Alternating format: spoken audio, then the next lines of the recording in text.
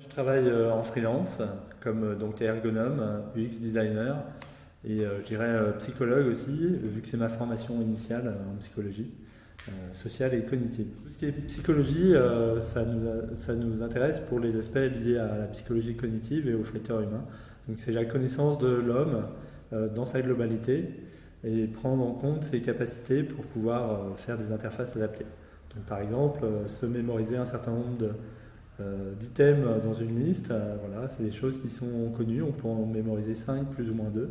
Donc quand on va concevoir certaines interfaces, il faut prendre en compte ce genre de facteurs. Moi, je suis Julien Champagne, je suis ergonome concepteur, c'est le nom de mon poste chez KMB Partners, qui est un éditeur de logiciels où je participe à la conception d'un outil collaboratif en ligne. La matière que j'enseigne, moi, c'est l'ergonomie, l'expérience utilisateur et tout ce qui est conception d'interface, notamment en termes de prototypage. Donc aussi bien prototypage papier que tout ce qui est prototypage avec des logiciels comme Balsamiq ou Illustrator. Moi, je suis là pas mal pour tout ce qui est travaux pratiques, où j'aide Raphaël à maîtriser un peu toute la masse d'élèves qu'on a pour répondre à toutes leurs questions et leur faire comprendre ce qu'on essaye de leur donner dans les exercices. Notamment, on essaie de leur faire comprendre à quoi sert le maquettage, à quoi sert à faire un zoning, etc., dans quel but. Et voilà, donc moi, c'est vraiment un accompagnement des cours théoriques de Raphaël.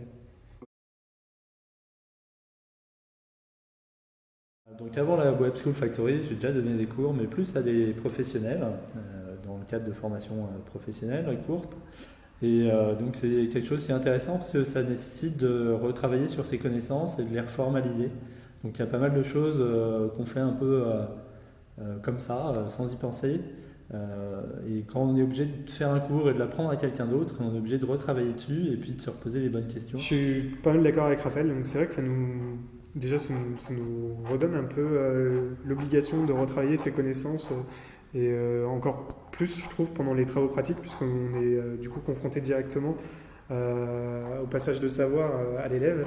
Et quand il nous demande mais qu'est-ce que c'est un scénario d'usage, mais qu'est-ce que c'est un zoning, etc., pour nous, c'est des choses qui sont assez triviales et au final, c'est beaucoup plus dur de l'expliquer que de l'utiliser au quotidien. Donc, c'est assez intéressant d'avoir cet échange et d'avoir la vue qu'ont les personnes de notre métier. Donc c'est vraiment ça qui me plaît, c'est de voir un peu toutes les visions de chacun pour un même sujet commun.